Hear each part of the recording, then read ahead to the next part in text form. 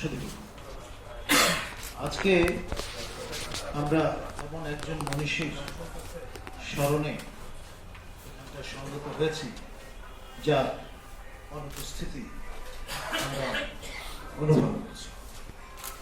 মাওলানা তৌফিক বাগিশ আমাদের জাতির অন্যতম পথিকৃৎ, মুক্ত চিন্তা এবং সেই সঙ্গে ঐতিহ্য দুটির সমন্বয়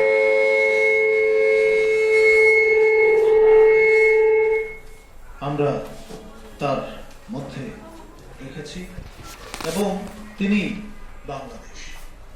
বাংলাদেশের যা কিছু মহান তার ধারক বাহক হিসেবে, প্রতীক হিসেবে আমাদের সামনে এখন কাজ করে।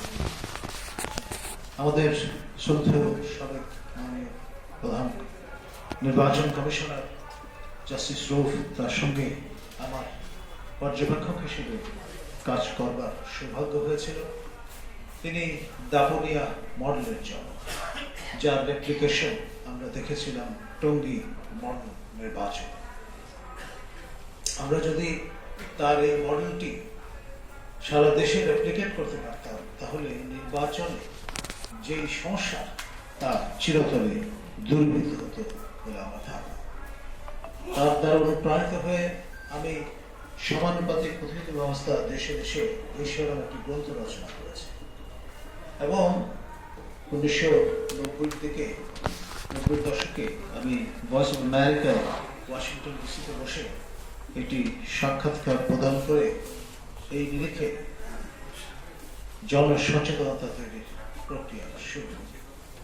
আজকে প্রপোর্শনাল রিপ্রেজেন্টেশন সিস্টেম বা সংখ্যানুপাতিক প্রতিনিধি ব্যবস্থা কিংবা সমানুপাতিক প্রতিনিধি ব্যবস্থা, এই বিষয়টা সময়ের দাবিতে পরিণত হয়েছে।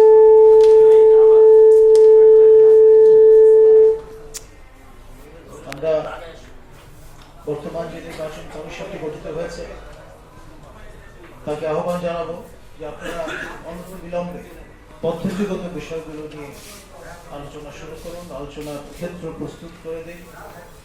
এই zone first pass the post system, এর থেকে আমাদের বেরিয়ে আসতে হবে এবং আমাদেরকে এই সমানুপাতিক প্রতিনিধি ব্যবস্থা নিয়ে সিরিয়াসলি চিন্তা ভাবনা শুরু করতে হবে।